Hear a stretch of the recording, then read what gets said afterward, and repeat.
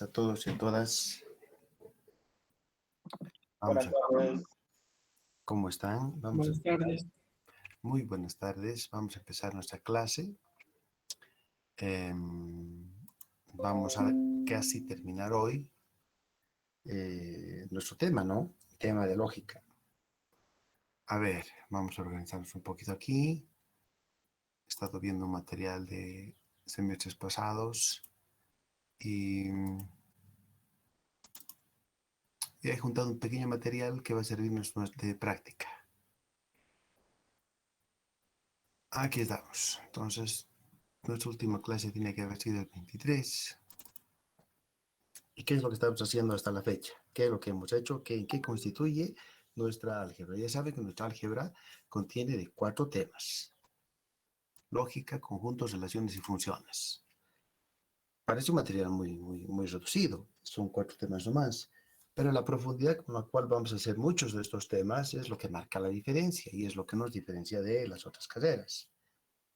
Y bueno, para la lógica.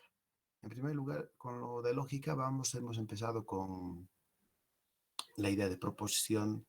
Hemos hablado de los conectivos, especialmente de los 3 primeros. Hemos hablado de que hay álgebra con ellos. Hemos tenido la idea, más que la idea, el ejemplo de 2 proporciones equivalentes. Las más importantes son estas. La contrarrecíproca es la de abajo y la equivalencia de la implicación es la otra. Y bueno, ha habido leyes lógicas que nos rigen cómo trabajar con la lógica. No es hacer una cuenta, una simplificación, un uso del álgebra proposicional como uno quiera. No, esto está regido con leyes lógicas. Estas son nuestras leyes lógicas. Bien, con ellas hemos podido simplificar las llamadas expresiones lógicas y su representación final, pues se representa según un circuito en paralelo cuando hablo de una disyunción o en serie cuando hablo de una conjunción, como ya sabemos. Y no importa el número de proporciones involucradas, aquí hay 2, pero puede haber 3 o más, no importa eso.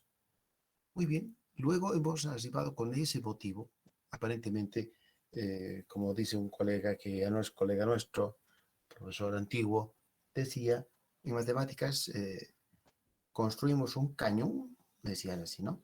Para matar una mosca. Es decir, tenemos un problema muy simple, pero para resolverlo, para que salga bien, para que se construya una teoría y lo resuelva muy bien, construimos una teoría muy grande. Entonces, algo parecido tal vez aquí va a pasar, tal vez, porque uno va a ver y va a decir, hasta el momento hemos hecho muchas cosas, un desarrollo de la lógica más o menos amplio, ¿y para qué todo? Para ir a hablar de métodos demostrativos, para tan solamente saber que una implicación es equivalente a la contrarrecíproca y saber que una implicación es equivalente a la contrarrecíproca me da una utilidad para que yo tenga una alternativa de demostración. Ya que si yo tengo un teorema y es muy duro demostrarlo tal como me lo dan, la contrarrecíproca puede ser una herramienta útil. Tan solo para eso desarrollar todo lo que han visto y todo lo que puede seguir. A eso se refería. Pero siempre hay un fundamento, ¿no? Y este puede tener ese fundamento. Entre otras cosas, porque, por ejemplo, cuando tenemos el método demostrativo de la contradicción, lo que hacemos es negar la hipótesis y buscar una contradicción y con ello y con eso uno decide y con esto ya está demostrado el método. Aunque por detrás hay un poco más de teoría, un poco más de lógica que fundamenta ese método, que es uno de los tan importantes en matemáticas. De alguna manera, la lógica trata de que se pongan los puntos donde deben de ir a fin de que la teoría justifique estos métodos, estas ideas demostrativas. Entre ellas está, por ejemplo, nuestros esquemas de razonamiento, que son estos 6, y hay más, por supuesto, pero creo que con estos 6 y un poco de ingenio y astucia, ¿no? Yo puedo casi siempre, dado un razonamiento, organizar mis ideas. cómo, con cuál y cómo voy apuntando de manera que voy a llegar a un A y B. Tal vez utilice aparte de los 6 esquemas, una operación, una simplificación, etcétera, ¿no? Tampoco es una regla así tan rígida. Haga esto y siempre sale, ¿no? Esto es flexible, ¿no?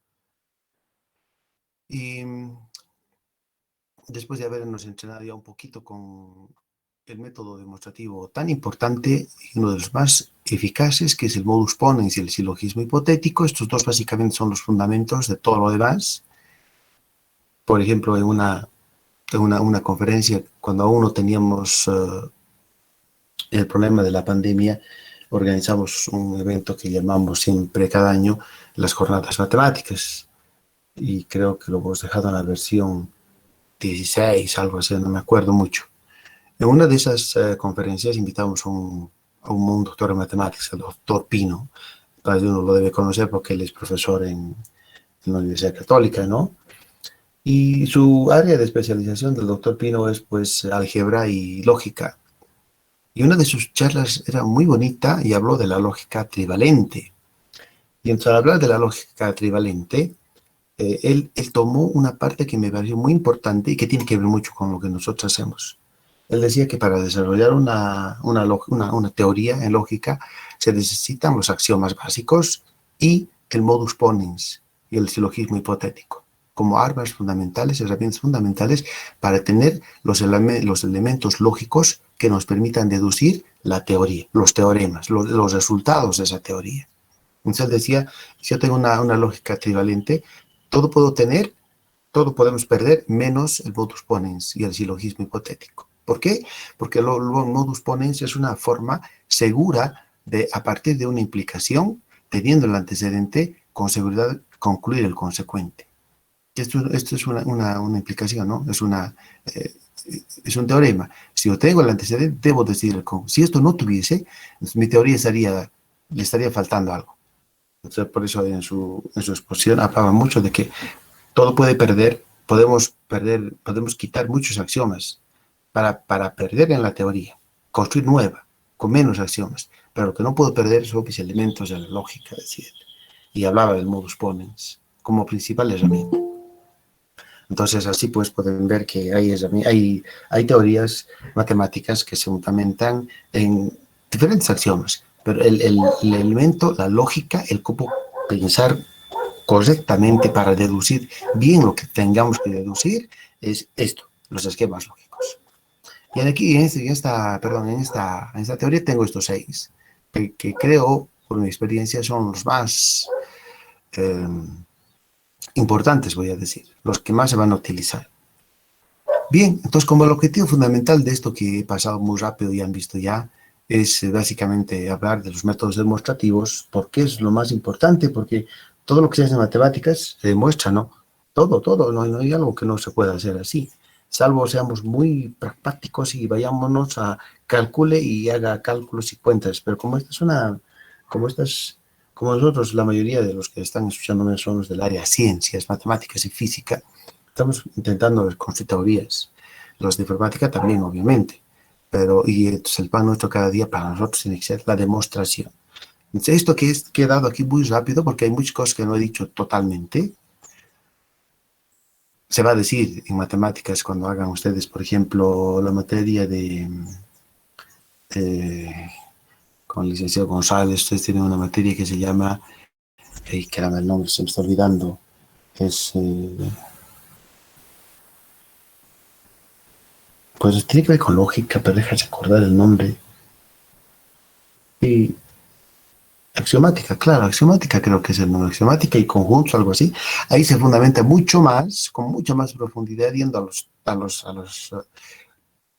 los teoremas de la lógica, que son mucho más fuertes, obviamente, porque es una área completísima de las matemáticas de la lógica, y él toma seguramente algunos elementos que van a construir con más solidez todavía lo que ahora voy a poner.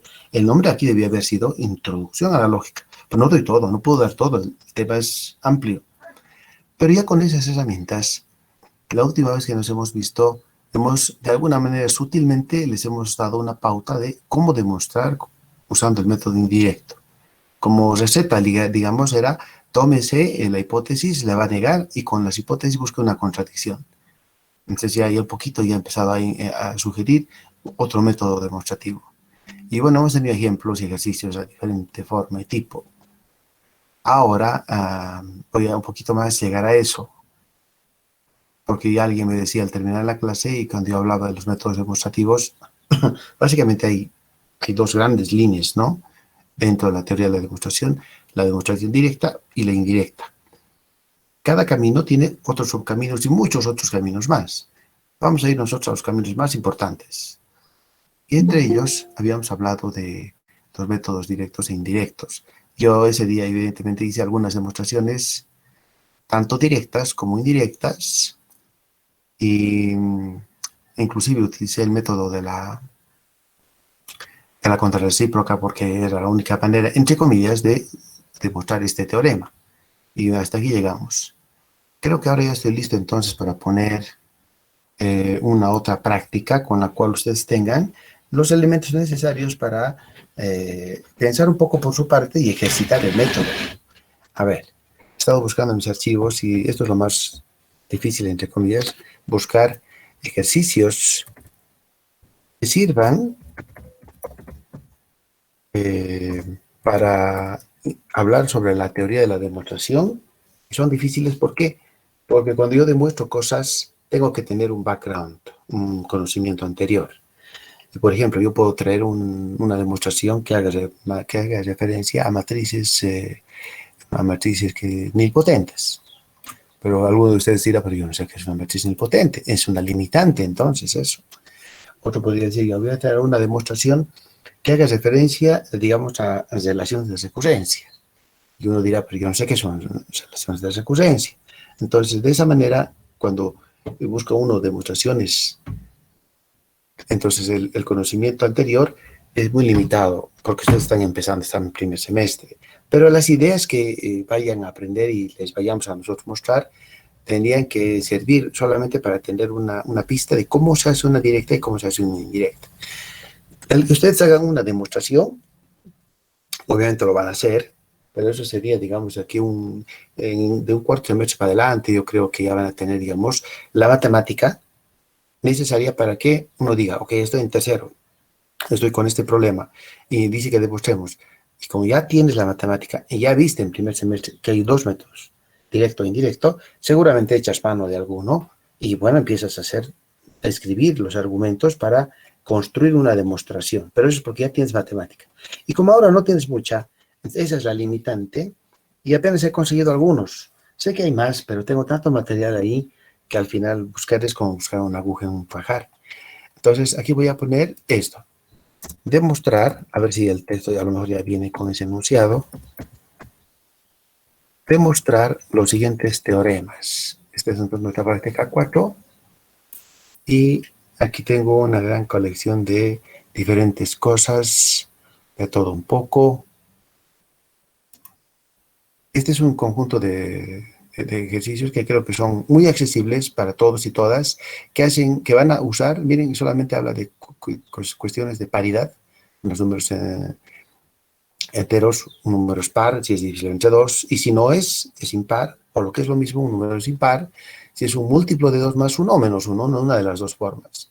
Y estos 6 ejercicios pienso que son muy útiles y se puede probar. No necesito una matemática tremenda para esto. Solamente es cuestión de paridad. Eso entonces se los voy a poner ahora mismo como ejercicio.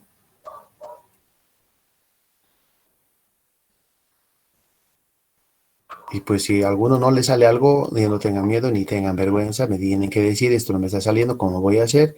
Me siento mal, no puedo hacer. A veces la imaginación no es suficiente, algo falta. Entonces por eso les digo, si algo no le sale, dígame y lo hacemos y lo aprendemos y ya está listo. Entonces, estos ejercicios son bonitos, pienso que son y son simples. Miren, cualquiera de ustedes lo va a poder hacer en este momento. Miren ustedes, si yo tengo m y n números impares, por ejemplo, me voy a dar un ejemplo, el 1 y el 3, qué barbaridad, simple, ya no importa. La suma es un número par, por supuesto, el 1 y el 3, el 4 es par, por supuesto. Y si yo voy con otros números, por decirte, el 9 y el, no sé, el 11, son impares. La suma es un 20 y es par. Ah, por supuesto, siempre va a funcionar, porque es teorema. Un teorema es un enunciado en el cual, antes de la palabra entonces, hay hipótesis y luego hay una tesis. Y miren, hay una serie de resultados que no son difíciles de probar, creo yo, que en algunos casos puede ser directa la deposición y en otros casos no lo sé. El 6 me estaba llamando mucho la atención. Creo que en algunos casos se puede hacer tanto por el directo o como el indirecto. Las dos formas se admiten. O a lo mejor la contrarrecíproca también sería una arma que yo siempre digo es un as bajo la manga, ¿no? Algo no me sale muy bien o no puedo seguir por este camino. Entonces la contrarrecíproca siempre me ayuda.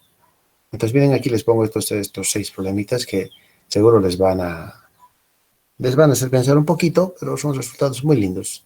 Simples, son teoremas. Un teorema es un resultado, es una proporción que se demuestra. ¿Cómo demuestro? Dos caminos tienes, directo e indirecto. Si es el directo, agarras las hipótesis y juegas armas, construyes, y siempre apuntando a la tesis, y siempre se llega. ¿Cómo sabes que se llega? Es que todo teorema es un enunciado con esa característica. Un teorema es un resultado magno de la matemática, es un resultado demostrable, es una verdad incuestionable, porque se ha demostrado y es verdadero. Y lo que es verdadero no se puede refutar. Entonces es algo muy grande, ¿no? Un teorema. Ahora bien, a veces los teoremas no se demuestran fácilmente, tienen sus cosas. Pero bueno, eso se va a ver en el futuro. Espero que con estos 6 teoremitas sencillitos que les he conseguido, más de uno pueda demostrarlos y esté contento porque diga, yo sé el directo, yo sé el indirecto, sé con la contrarrecíproca, y si a alguno no le saliese muy bien, recuerden que yo tengo un poquito más de experiencia porque básicamente es eso lo que uno necesita para demostrar, tener experiencia. Y experiencia significa haber vivido antes con un problema terrible, donde dices, este ejercicio no me sale. Haber leído antes, haber visto, oye, vi en internet una demostración que no la conocí. Entonces vas acumulando información, ¿no? Y eso es experiencia. Entonces, cuando más experiencia tienes, obviamente mejor lo haces. Entonces, como yo tengo un poquito más de experiencia, porque yo no lo sé todo, hay que decirlo así, pues uno me dice, a ver, hagamos el problema tal y yo no puedo. Si yo digo, a ver, mira, esta es la forma, te doy las pistas y llegas nomás. Entonces, con estos voy a llegar a eso. Ahora bien, no voy a ir más lejos que esto. Tampoco no piense que nomás es esto, ¿no? Yo no quiero ir más lejos porque, les repito, ustedes no tienen matemática para que yo consiga otros teoremas, porque hay muchos otros teoremas, pero necesito matemática. Como estamos empezando, me voy a restringir solo a los números enteros, para que uno tenga una idea. Ahora bien, vamos a hablar ahora sobre un tema que es aritmético y es muy bonito, que todavía está bajo su ámbito, que uno tiene que conocer, porque sería una barbaridad que uno no pueda demostrar por inducción un resultado, ya que a la mayoría de nuestros colegas les encanta hacerle sentir mal a alguien cuando dice, pero tú deberías de saber eso, ¿cómo no vas a saber esto? Si esto es muy simple, etcétera, ¿no? Entonces, no saber inducción puede acarrear esos inconvenientes. Y la inducción, pues todo el mundo la conoce. Y si no la conoce, aquí se nivela, ¿no? Porque eso parece un curso básico. Entonces voy a hablar sobre la inducción matemática. Tengo que acostumbrarme a este nuevo símbolo. Inducción matemática. Cuando uno ve, otra vez me olvidé del símbolo. Cuando yo busco problemas por inducción, entonces, obviamente la inducción matemática se aplica a cualquier teoría matemática, teorema matemático, pero el problema es con qué trasfondo, con qué background, con qué matemática. Puedo, por ejemplo, hablar otra vez sobre una propiedad de las matrices hermíticas. Uno dice, pero yo no sé multiplicar ni siquiera matrices. ¡Ay, qué lío! Entonces, no, pues, otro podría decir, hay un teorema sobre polinomios. No, yo no sé polinomios. Es un lío tan limitante. Pero los ejercicios que voy a traer y que tienen que ver con inducción, van a ser muy conocidos para nosotros, y cuando terminemos el curso, cada uno va a irse en su cabeza con los métodos demostrativos, los dos caminos, y si algún método haría referencia a teoremas que tienen que ver con los números naturales positivos, entonces tendría que decir, te olvido de todo y apunto con la inducción. Para eso es esto. Entonces, sobre la inducción matemática, aquí voy a decir, eh, como lo digo, lo diré de otra forma. Primero, voy a poner un gran título para que se note hasta que la inspiración me llegue, porque a veces tengo muchas cosas para decirlo, pero no llega bien. Un poquito más. Así está mejor. Fabuloso. Entonces, ¿qué es la inducción matemática? En primer lugar, voy a aclarar su sentido. Digo, es un método, otra vez este símbolo, me cambiaron todo, entonces yo ya he olvidado. Así es. Ok. Es un método demostrativo para proposiciones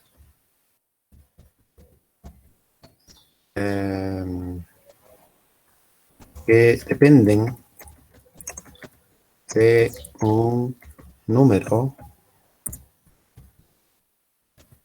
natural. Punto. Podemos considerar a este método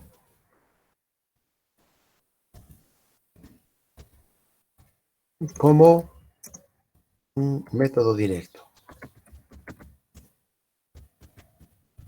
Entonces, una otra forma cuando yo tengo un teorema y tengo que demostrarlo, tengo que poner dos caminos, directo e indirecto.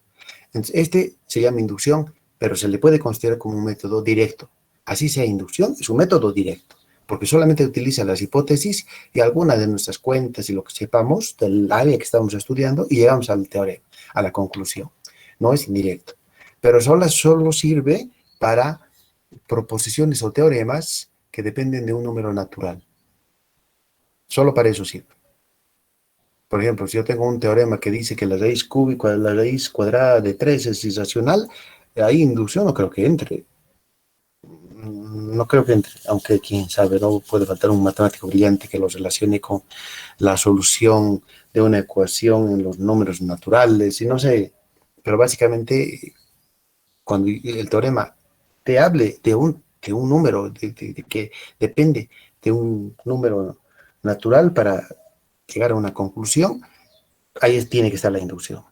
Y les decía, voy buscando material de este tipo y he encontrado bellezas en inducción que tienen que ver con muchísimas áreas de la matemática. Pero como no las conocemos todavía, les invito a todos y a todas a que sepan que si uno quiere algún rato estudiar inducción matemática, puede ir a ver y van a ver que hay áreas de la matemática en las cuales esto se utiliza y son áreas brillantes, son áreas maravillosas. Ahí está la combinatoria, las construcciones geométricas. Después he visto análisis. Bueno, he visto unas cosas tremendas, pero eso no los puedo traer aquí porque faltaría esa matemática, ¿no? Entonces, ¿qué yo tengo qué yo apenas tengo como matemáticas? Las sumas, y voy a dar unos ejemplitos, ¿sabes? Para que nos empecemos a entrar en onda. Ejemplos. Voy a dar ejemplos de teoremas que se tienen que demostrar porque no son, primero, nada triviales, y creo que tres van a bastar. Pues tienes que buscar un argumento. ¿Cómo convences al público de que esto que estás poniendo aquí es correcto? Así. Bueno, aquí tengo muchos. A ver, ¿de dónde pruebo? ¿Cómo pruebo? A ver, no, pues esto van a ser mis ejercicios, ¿no? Pero podría usar uno de ellos. Por ejemplo, miren estas sumas que aquí estoy viendo. Son muy bonitas. Pero voy a tomar esta que me está gustando mucho. La anotaré porque la voy a capturar.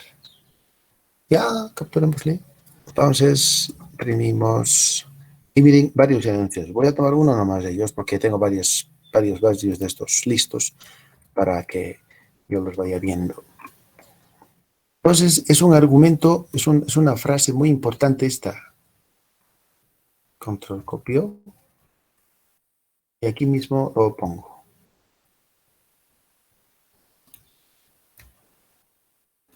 Primer ejemplito. Dice que el 8, y si haría esta operación, no, quiero hacer otra vez, a ver sería mejor. Más o menos, no es que ya. Decía, el número 8 siempre divide a este tipo de números, al número 2, 3 elevado a la 2n menos 1, para todo número natural. No importa cuánto valga este exponente, el 8 siempre va a dividir a este tipo de números. Es una gran noticia, ¿no? Es un detalle muy importante, porque a lo mejor hay un valor de n tal que 3 elevado a la 2 por ese valor menos 1 es un número que no es divisible por 8. Puede ser, ¿no? Pero que alguien me diga que el 8 siempre divide a este tipo de números y para todo número natural es un teorema muy fuerte. Es un resultado digno. Sin importar cuánto vale n, el 8 lo divide este. Esto resulta muy bonito. Para mí, por lo menos, me fascina, ¿no? ¿Cómo es posible que esto pase?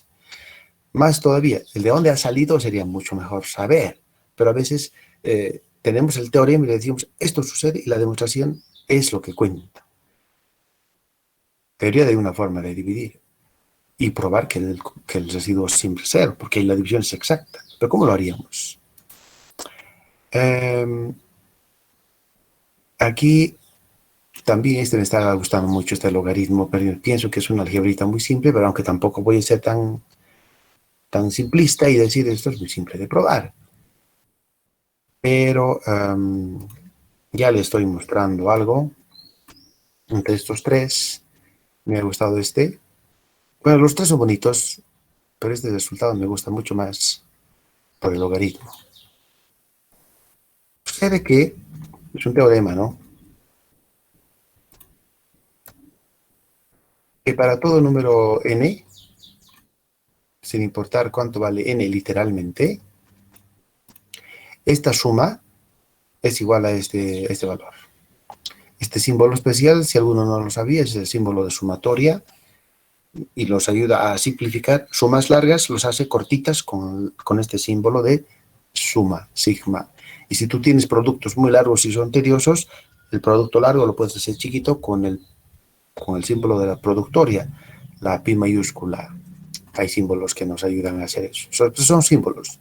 Lo que él me está diciendo aquí es que la suma del logaritmo de 1 más 1 sobre 1 más el logaritmo de 1 más 1 sobre 2 más, y así una suma hasta que yo llegue al sumando logaritmo 1 más 1 sobre n, es esto. Y uno va a decir, ¿pero eso es cierto? Claro que sí, es teorema. Los teoremas no se dudan. Los teoremas se demuestran. Ahí está. Es un resultado. ¿Y cómo yo podría saber pero que esto es correcto? A lo mejor no lo es, hay uno que duda, ¿no? Yo también dudo mucho. ¿Por qué sería cierto? No es a simple vista uno no lo puede ver y decir esto es válido, está bien. Tendría que hacer cuentas. Ahí es donde entra la inducción. Si no tuviese esta herramienta, pues esto no se podría a lo mejor demostrar de una manera tan simple, porque una herramienta es para eso, ¿no? Para encontrar, simplificarnos la vida de alguna forma. Este es otro, también puede ser, aquí, creo que este también me va a gustar. Uno de estos, voy a tomar uno de estos, tantos que hay, que es una de las formas muy similares a las que ya han visto. En general, la inducción ataca los problemas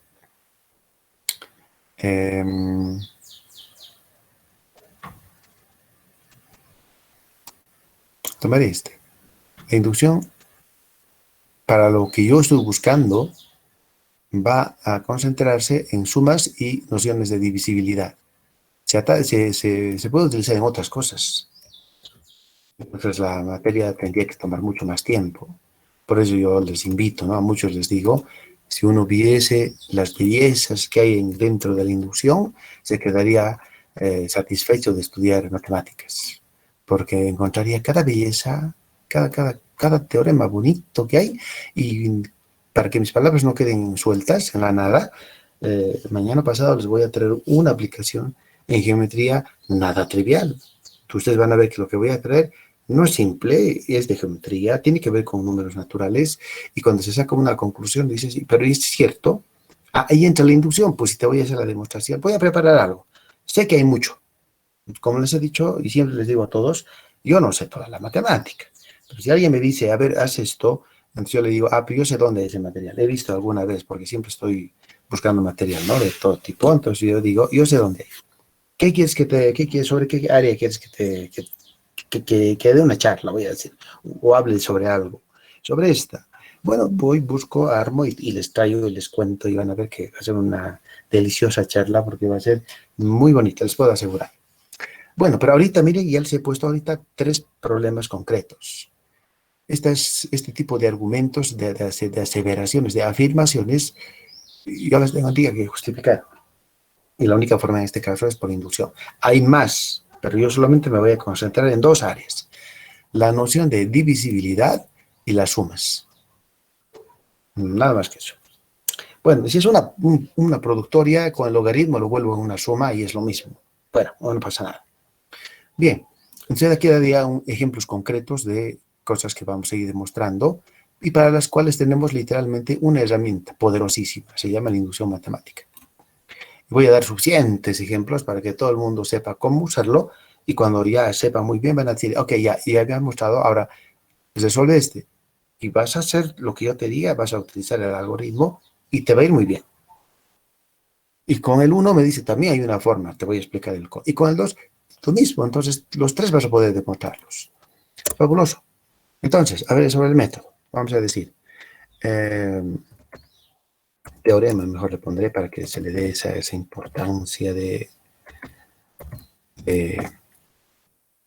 esa jerarquía, diremos así. Sea E, que depende de N, una proposición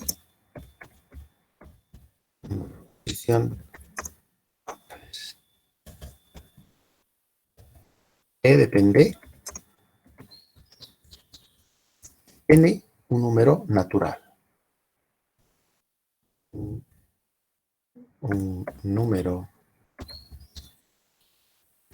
natural.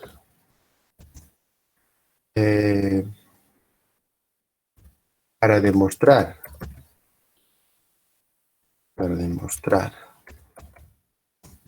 que es verdadera, se deben, no, creo que lo estoy anunciando mal, deja pensar un poquito, a ver, sea una proporción que depende de n para un número natural. Ya, si se cumplen. Sí. Si se cumplen,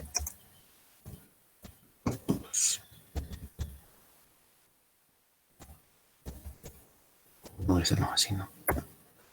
Puntos. Hizo 1. La proporción evaluada para n igual a 1 es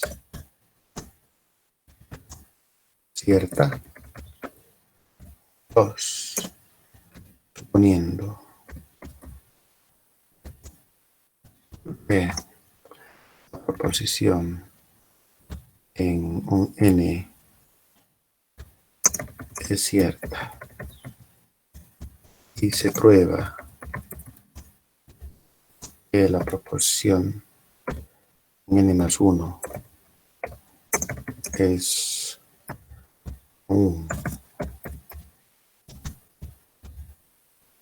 cierta, entonces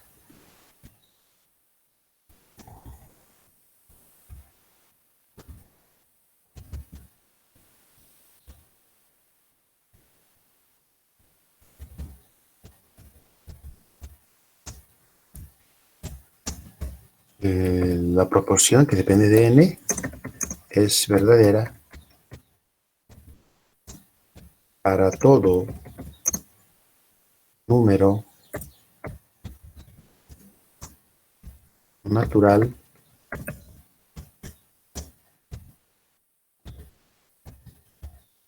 n y punto. Entonces el teorema es el teorema de la inducción matemática. Bueno, insisto, yo voy a tener un resultado, un teorema, una fórmula, lo que haya, que obviamente va a depender de n es la variable, y es un número natural.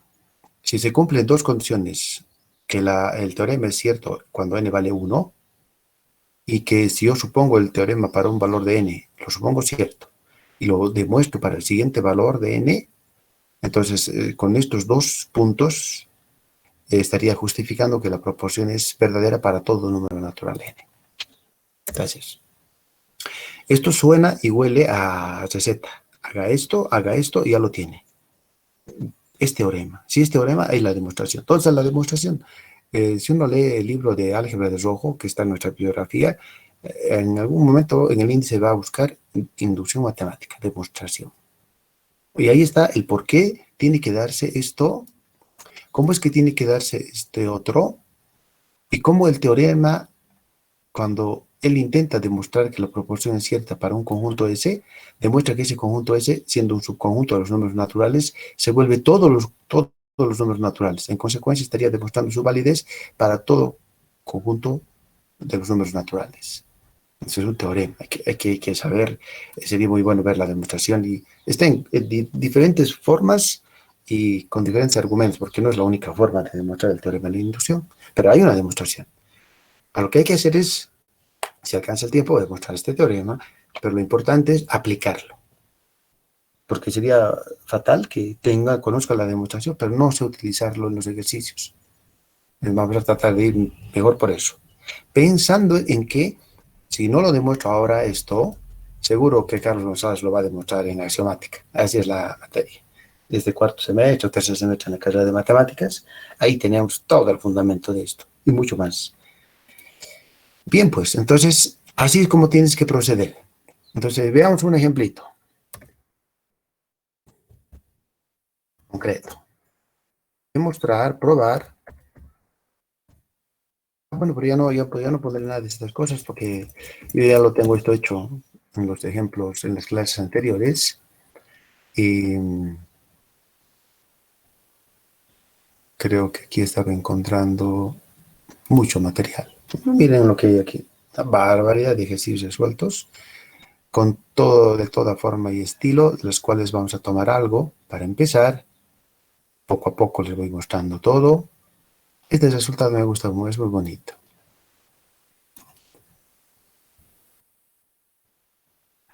Control, copiamos. Me lo llevo a nuestra clase, que es la del 29. No, ¿esto qué es? Esto es otra materia.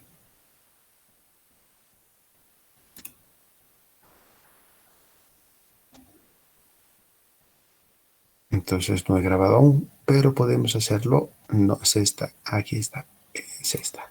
Correcto. Aquí. Control B.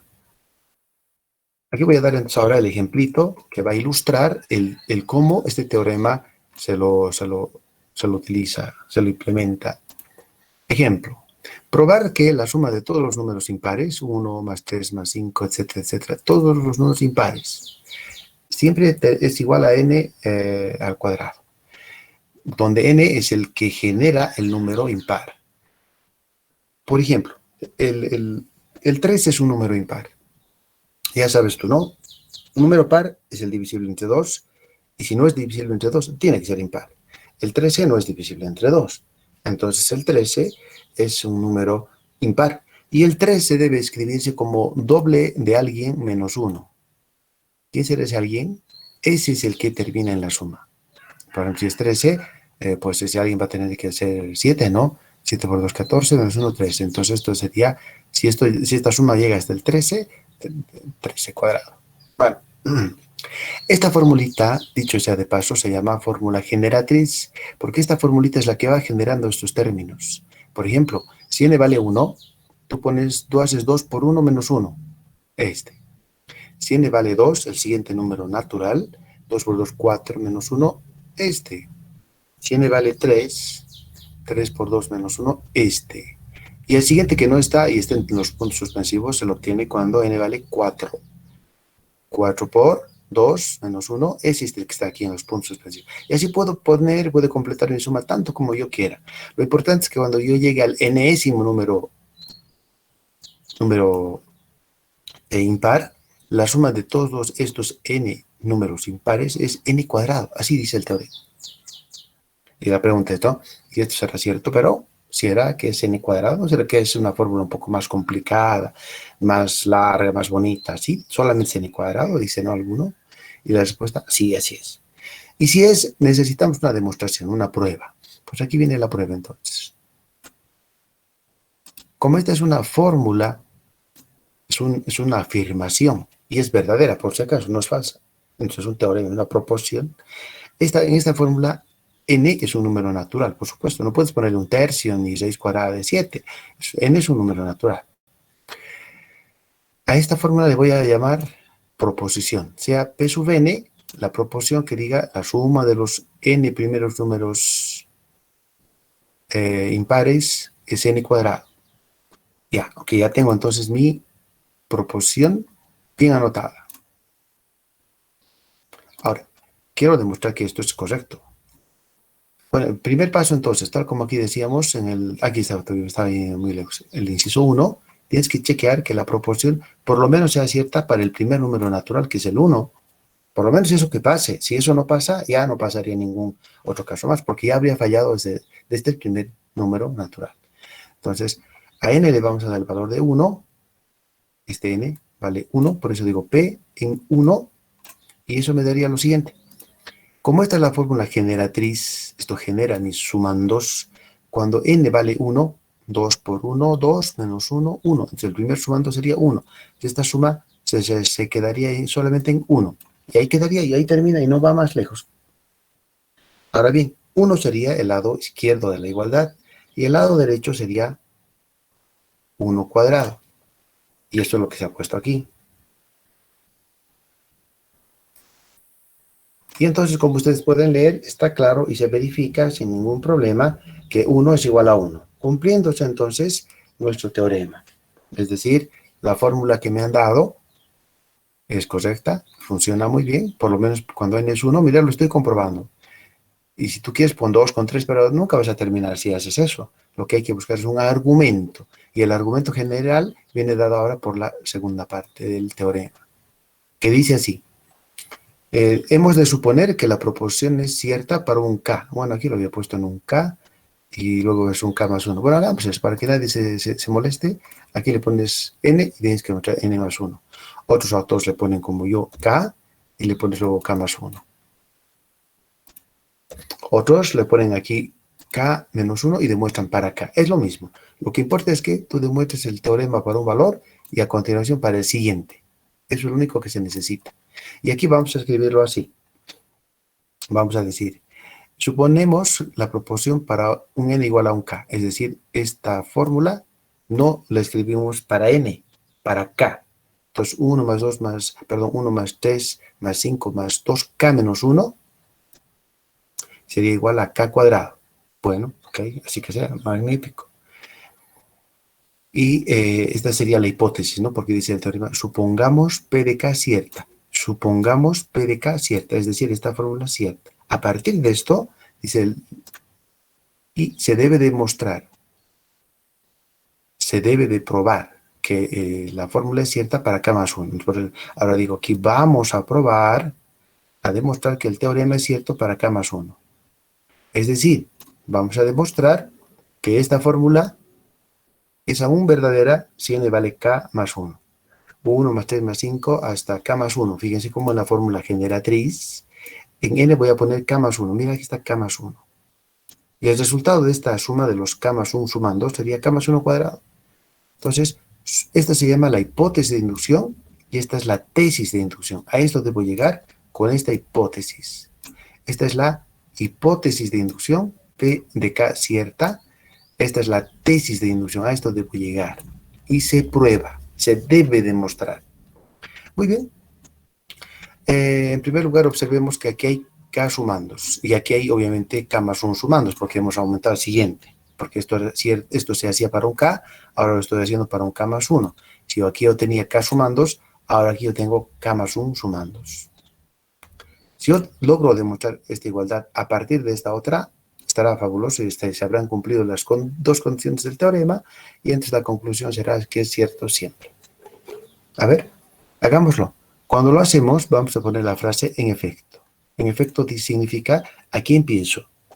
Desde aquí sigue la demostración, quiere decir. Bueno, observemos que entonces mi objetivo es demostrar esto.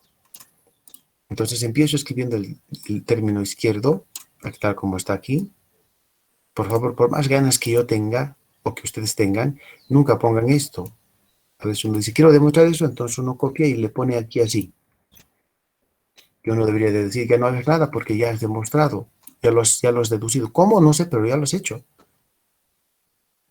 No pongas esto. Déjalo así. Más bien tienes que llegar a eso. Pero si ya lo pones aquí como yo lo puse, ya lo has logrado de alguna manera mágica, ¿no? Pero no hay que poner, hay que llegar a eso. Si tú lo pones, ya lo estás estableciendo sin el menor esfuerzo. Bueno, entonces, como estos son los K más un sumandos, me concentro con estos de acá, que vienen siendo los K sumandos. Y que además valen K cuadrado. ¿Por qué? Por la hipótesis de inducción, ¿no? Si tú te fijas, aquí está la hipótesis de inducción. La suma de 1, 3, 5 hasta 2K menos 1, o sea, estos de acá, son exactamente igual a K cuadrado. Esto sale de la hipótesis de inducción. O sea, en lugar de tener una suma tan larga como esta, en lugar de esto voy a poner K cuadrado y voy a sumar al corchetito, aquí está. Y luego haré un poquito de álgebra, 2 por K, 2 por 1, 2, 2 menos 1. Aquí está, mira, la aritmética básica. Llegas a esto. Y estos tres me suenan familiares y me parece que es un trinomio cuadrado perfecto. Y tú te fijas que es justo, es un K más 1 cuadrado. Y a eso es lo que querías llegar. Yo aquí casi escribo, ¿se acuerdan? Puse esto y les dije, no, no hay que hacer eso, hay que llegar a eso. Entonces no pongan, les dije. ¿Por qué? Porque siempre se llega. Entonces, en otras palabras, esto de aquí lo he logrado. He demostrado que el miembro izquierdo es igual a K más 1 cuadrado. ¿Cómo lo has hecho? En primer lugar, copié el miembro izquierdo. Me fijé no en los K más 1 sumandos, solo en los K sumandos. Y me acordé que estos K sumandos, por la hipótesis de inducción, es K cuadrado. Y luego de hacer cuentitas algebraicas, establecí que el miembro izquierdo, este que está acá, evidentemente había sido igual a K más 1 al cuadrado, como dice la tesis de inducción. Y como se han cumplido el paso 1, ok, el paso 2, ahorita lo acabo de hacer, entonces le pones un cuadradito pintado, que significa que al cumplirse los dos puntos, la igualdad es cierta para todo número natural. Y eso es todo lo que hay que hacer. Cortito y sencillito. Bueno, puede haber quedado mucho, tal vez puede haber quedado más, pocas cosas, si uno tiene más dudas, puede ser. Pero tenemos aquí miles de ejemplos resueltos con los cuales voy a seguir mostrando esto. Esto no, esto ya hice en otro lugar. A ver, tiene que ser de esta clase, creo. Sí, tomé esta ahora, sí. Entonces esta tampoco va a seguir. No, se lo cerramos. Esta es la nuestra, el 23 de marzo. Sí, pero la fecha no me gusta. Ya cambiaremos. Grabar con la fecha 29.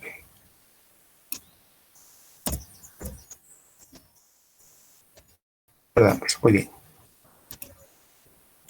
Entonces voy buscando otros ejemplos.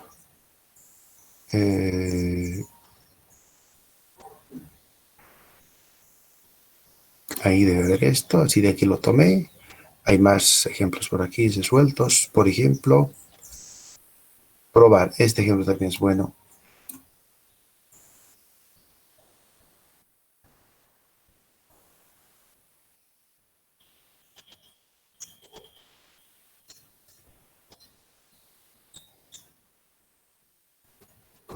Veamos.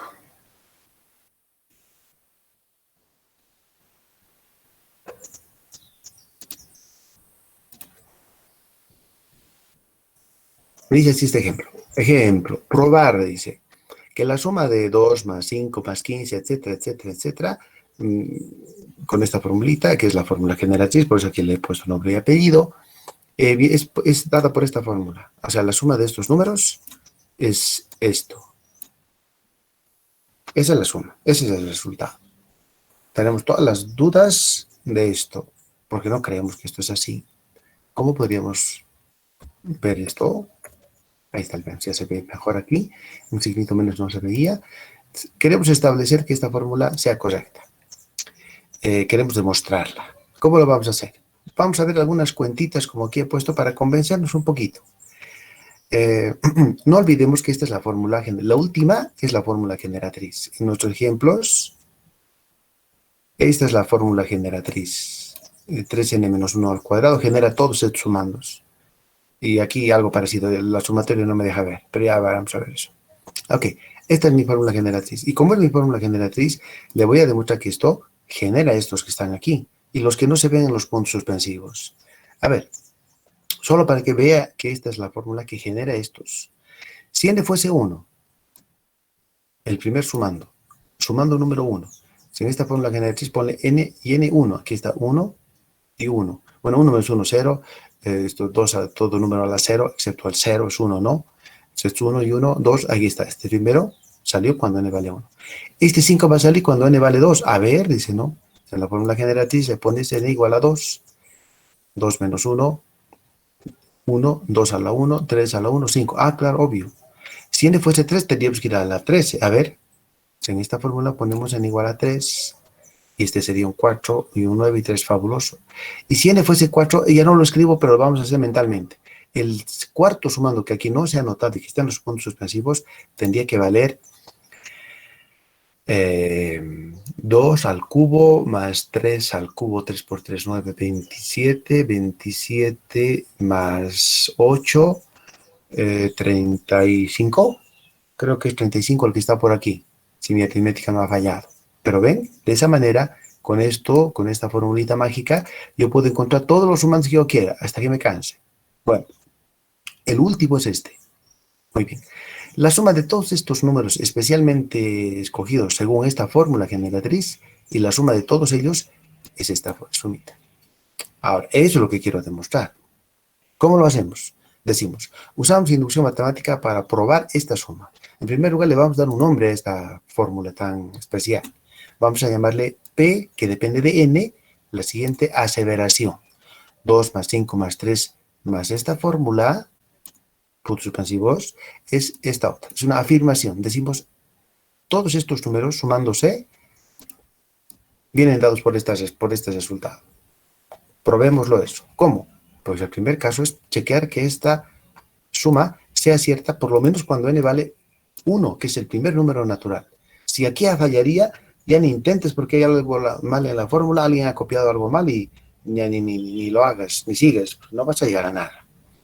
Bueno, entonces, ya tú sabes que este genera todos estos números. Y cuando n es 1, esta formulita que está a la izquierda generaría el 2, ¿no es cierto? Y además sí que lo hemos hecho.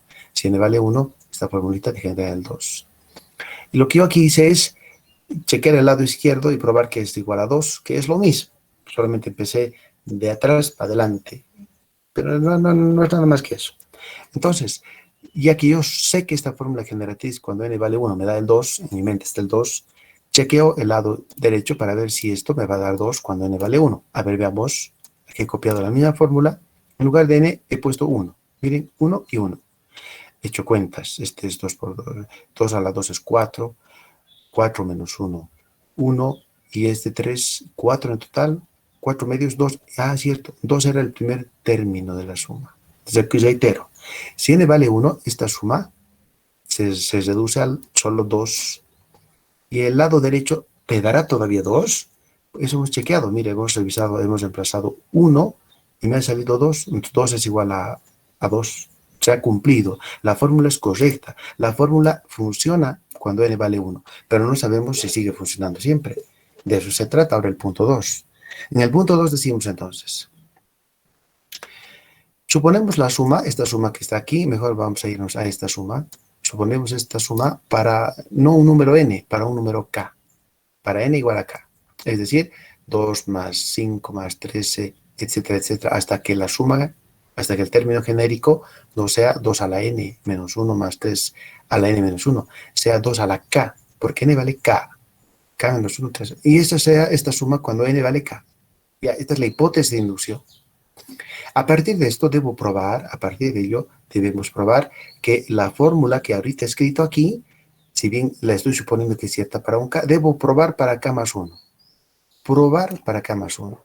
Bueno, si es k más 1, entonces ya tiene un sumando más que la anterior. Si aquí hay un número dado de sumandos, aquí uno más. Entonces, el término generatriz, esta fórmula tan importante, esta de acá, cuando en lugar de K, de N, perdón, yo reemplace K más 1, todos y todas, por favor, aquí en lugar de N, reemplacen K más 1. K más 1 menos 1. Entonces, el término que sale, el sumando que sale sería este. Este es el que sale cuando N, tú le reemplazas K más 1.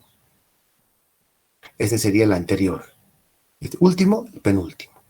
Bien, la suma de todos estos términos viene dada por esta formulita. Y aquí la he copiado igualita. Pero en lugar de N, estoy reemplazando K más 1. Entonces aquí sería K más 1 más 1. Aquí está. Aquí sería K más 1. K más 1. Perfecto. Entonces, a esto le llamo hipótesis de inducción y esta sería la tesis de inducción. Debo de demostrar lo que está en negro usando lo anterior. ¿Cómo lo hago? Digo, en primer lugar, en efecto, aquí empiezo, digo, ya, pues vamos a ver cómo sigues. Y ya sabes que yo tengo que demostrar que el lado izquierdo es igual al lado derecho. Entonces copio el lado izquierdo sin escribir el lado derecho porque a eso quiero llegar. No lo voy a copiar aquí. Sería una mala costumbre. Copio entre el lado izquierdo, aquí está. Tal como lo ves. Y debo llegar a esto. Ya, lo voy a tener en mente. Aquí están los K más 1 sumandos. Si yo en lugar de ver estos K más 1 sumandos los asocio tan solo estos dos, estos de acá, no son dos, son muchos, estos de acá nomás, y los voy a asociar en una línea para que se note entonces. Aquí yo tengo la suma de los K más 1 sumandos. Estos K más 1 sumandos voy a asociar estos de acá, les voy a poner entre corchetes. ¿Por qué? Porque estos que están entre corchetes constituyen la hipótesis de inducción. Mira, son estos, exactamente igualitos, no le falta nada. O sea, en lugar de este corchete, puedo cambiar por este otro. ¿Por qué no? Para eso es la hipótesis, para usarla. Entonces, en lugar de esto voy a reemplazar esto. Aquí está, ya lo hice. El último término, el 2K más 3 a la K, ahí está todavía, no lo estoy quitando. ¿Qué voy a hacer aquí? Álgebra. ¿Cuál es mi intención? A esto debo llegar. Se llega siempre. Solo hay que escribir. Miren, voy a escribir y voy a llegar a eso. Bueno, he llegado a que esto se está sumando con este término, el común denominador 2, y la vieja regla de siempre, ¿no? 2 dividido entre 2 a 1, 1 por su numerador. Más 2 dividido entre el denominador de esta expresión, que es 1 a 2, 2 por su numerador. 2 por su numerador. El clásico algoritmo de suma de fracciones. Álgebra, este 2 que está de denominador, lo escribo como un medio, que es lo mismo. Todo lo demás lo voy copiando idéntico. Hasta aquí. Y el término que sigue sería 2 por 2 a la K. Producto de dos potencias de la misma base, suma de exponentes. Este exponente es 1, no se anota, pero está presente. 1 más K, aquí está. 2 por 3 a la K, 2 por 3 a la K. Cuidado que alguno me diga 2 por 3 a la K, 6 a la K. Me ha pasado, jóvenes. Esto voy viendo cada semestre. No es culpa suya. Lo que pasó es que se malentendió el álgebra y a veces eso se paga con sangre, ¿no? Porque quien no sabe hacer esto bien va a perder el semestre. Literalmente dije lo de sangre, ¿no? Pero entonces aprenda ahora de que hay cosas que tiene que saberlas manejar bien. Es como cuando hacemos nuestra álgebra proposicional. Tengo que manejar el teorema tal como es. No debo yo de manejar el teorema como yo creo que es. No, el teorema viene así y así se aplica. Cuando aquí tú tienes multiplicación de dos potencias, entonces a la potencia 1, si las bases son distintas, la multiplicación se deja indicada. En ningún momento me haga el 6 ni nada de nada, porque no hay teorema al respecto. Si hubiese, yo les hubiese dicho, se hace así y bueno, ok. Pero como no se dice nada, es que no hay. Y así se va a quedar. Ahora voy a hacer operaciones. No te olvides que el U medio es una expresión de todo. Ahora lo que voy a hacer es sumar. Y aquí yo tengo un objeto. Este objeto más este objeto. Es como decir X más X, 2X. Como decir A más A, 2A. Entonces aquí yo podría 2 por 2 a la K más 1. Aquí yo tengo un objeto y aquí tengo dos de esos objetos. Es como decía, aquí yo tengo U y aquí tengo 2U. ¿Cuánto es Z más 2Z? Pues 3Z. Entonces, 3 veces ese elemento. Este menos 3 no me he olvidado, casi me olvido, aquí lo he puesto al final. Y aquí lo único que hago es multiplicación de dos potencias de la misma base, suma de exponentes. Aquí multiplicación de dos potencias, suma de exponentes. Y me sale esto sin pensar en nada. Y como hasta esto he llegado, porque la álgebra me ha conducido, pruebo y digo, ya habré llegado. A ver, un medio, conforme. 2 elevado a la k más 2, conforme. 3 a la k más 1, magnífico. Menos 3, hasta ya llegué, sin el menor esfuerzo. Eso es hacer inducción. No es nada más que esto. Entonces, por tanto, esta suma es esta suma, dada por esta respuesta, este resultado, es válida para todo número natural n, porque se han cumplido las condiciones de la hipótesis de inducción. Además, esto, así es como se demuestra todas estas sumitas. Voy a poner una más, pero esta se la dejo para que ustedes lo estudien. Y mañana yo lo voy a comentar. Primero grabo. A ver, creo que lo estaba obteniendo. No, no era de aquí. Era de aquí, eso es. Aquí hay muchas más sumas. A ver, miren, hay sumas de todo tipo. Con fracciones, pueden haber con radicales, con logaritmos, pero aquí ya entro a la definición de divisor, que es lo que mañana vamos a hacer. Control, copio. 29, aquí. Bien, les dejo entonces a ustedes esto. Probar dice que esta suma viene dada por esta cuenta. O dice, caramba, mira los signos, qué bonitos, cómo se escriben. Qué lindo. ¿Qué es este símbolo? Es especial. Bueno, en primer lugar, ya le digo, este símbolo lo único que hace es, describe esta suma así tan larga, así debió haberse escrito. Se escribe de una manera tan compacta, con esto, eso solo es un símbolo. Entonces, ¿qué significa este símbolo? Aquí lo explico muy breve. Significa que cuando el índice i vale 1, en esta formulita, el valor de 1 tiene que reemplazarse aquí y aquí. Y sería menos 1 a la 0, 1 sobre 4 a la 0. Perdón, yo reemplacé mal, otra vez. 1 y vale 1. Menos 1 elevado a la 1 menos 1 a la 0. 1 sobre 4 a la 1. Menos 1 a la 0 es 1 y no se anota. Pero quedaría un cuarto. Entonces el primer término saldría de esta sumatoria cuando i vale 1. Ahora, cuando i vale 2 es el siguiente. I va de 1 hasta n. Cuando sea 2, menos 1 elevado a la 2 menos 1. 2 menos 1 es 1. Menos 1 a la 1, menos. Por eso este menos. Y 1 sobre 4 elevado a la 2, 1 sobre 4 a la 2. Ya este término ya está apareciendo. El término con su signo aparece de esta expresión cuando n vale 2. Cuando vale 3, te aparece este. Cuando vale 4, te aparece este otro. Y así, puntos suspensivos para decir, hay muchos más, todos intercalándose en signo, más, menos, más, menos. Esa es la virtud de esta expresioncita. Bueno, el último elemento es esto justamente. Esta es la fórmula, esto está generando. Eso mismo lo pongo aquí como fórmula generatriz. Y esta fórmula sale cuando el índice llega a valer n. Cuando el índice i llega a valer 1, 2, 3, 4, hasta que al final llega a n, tú aquí le pones n y n. Ese sería el último sumando y sería la fórmula generatriz. Entonces, esta sumita es equivalente a esta suma más larga. Pero ya sabes, solo es un símbolo. Y si quieres te puedes olvidar del símbolo sumatoria, ya lo olvidamos, no hay esto. Y nuestro teorema sería la suma de estos términos es en teoría esto. ¿Cómo lo demuestras? Igualmente, la proposición se va a llamar esta suma larga, ¿sí? La chequeamos para 1, tú vas a comprobar. Suponemos para acá, hipótesis de inducción, debes de demostrar para acá más 1, este sería mi objetivo. Trabajo entonces con esto, y aquí está el en efecto.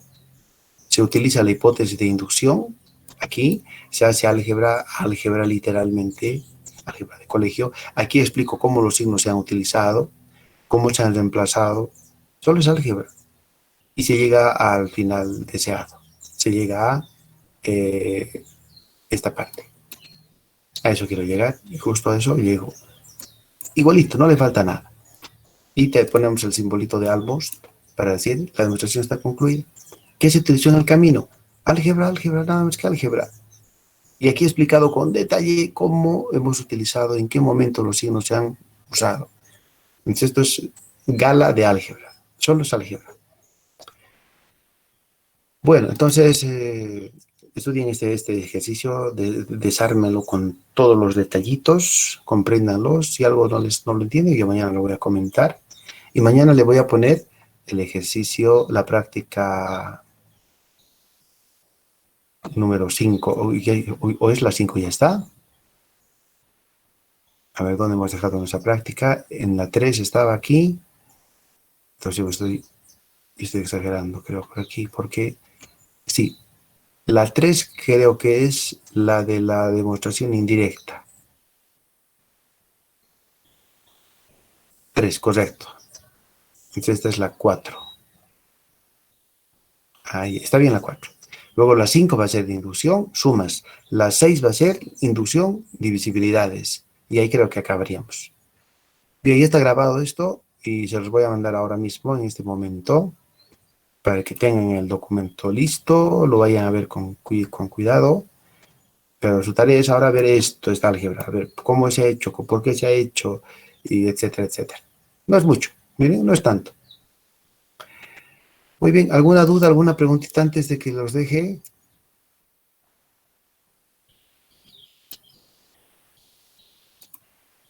No, perfecto. Sí, ¿En qué páginas del libro encontramos más ejercicios? No te puedo decir eso, porque te vas a confundir, te vas a asustar literalmente. Mira, aquí tengo ¿cuántos libros? 1, 2, 3, 4, 5, 6 libros, creo. No, 5 libros. De los 5 libros que he encontrado y que hay más, he podido sacar algunos ejercicios, como has visto, pero no te preocupes tanto de los ejercicios, porque yo te los voy a dar. Ahora, si quieres, en el libro de rojo, buscas inducción y en la parte trasera también tiene ejercicios propuestos. Pero la clave de este asunto es decir así. A ver, el profesor me ha enseñado que para sumas yo tengo que hacer cumplir el punto 1 y el punto 2. Ya, perfecto. Si ustedes creen o sienten esa necesidad de aportar, busca un ejercicio de internet donde hay una suma y aplica lo que yo te he enseñado. Chequea para uno, supón para acá, demuestra para acá más. Y si te sale, ya está, ya lo sabes. Pero no busques teoría, porque a veces uno, cuando busca teoría o busca más cosas de este tipo, se va a sentir abrumado porque hay tanta información que al final no va a saber por dónde ir y se va a sentir muy mal. Lo que él tendría que hacer es ejercicios. Yo quiero un ejercicio al grano y quiero hacerlo. Yo sé que ahora no voy a subir ejercicios, pero aquí hay alguno. Intenta hacer con tus propias manos, literalmente. Copias el enunciado, cierras no ves cómo se ha hecho y tú haces. Este otro igualito, que ya soy capísimo, ya lo he entendido. A internet, pon la inducción matemática, problemas sobre inducción o esta suma y vas a tener toneladas de problemas para resolver y la cosa es ejercitar. Y llegar a unos 3 o 4 que hagas bien, dices, listo, ya sé, ¿para qué hacer un quinto? Si ya he entendido. Y ya lo sabríamos, ¿no? Pero esa que sea la idea, la forma de enfocarse. No le buscaremos ni teoría ni nada. Ya has visto cómo, ahora tú metes las manos en el asunto. Bibliografía, internet. ¿Qué te puedo decir? A no ser que copies estos mis títulos. Inducción Props, así había sido uno. El otro había sido inducción matemática.pdf, pero hay varios de estos. Este es un capítulo de un libro, capítulo 3 sobre inducción matemática, seguro. Este debe ser material de apoyo, pero es un libro, que una vez lo he sacado de internet. Y este es Proof by Induction 2018. Y debe haber cuánto material. Entonces, lo que hice antes de abrir su clase, abrí los mejores problemas que tenía y los tengo aquí para ponerlos luego en nuestro texto, ¿no? En nuestro cuaderno. Y te llega lo mejorcito, digamos. Bueno. Ya he puesto en PDF esto, ya ha llegado en PDF, está aquí la clase virtual. En unos minutos más entonces los voy a mandar como material. Listo, entonces, jóvenes señoritas, los veo mañana. Que estén muy bien. Hasta luego, Inge. Chao, Inge, gracias.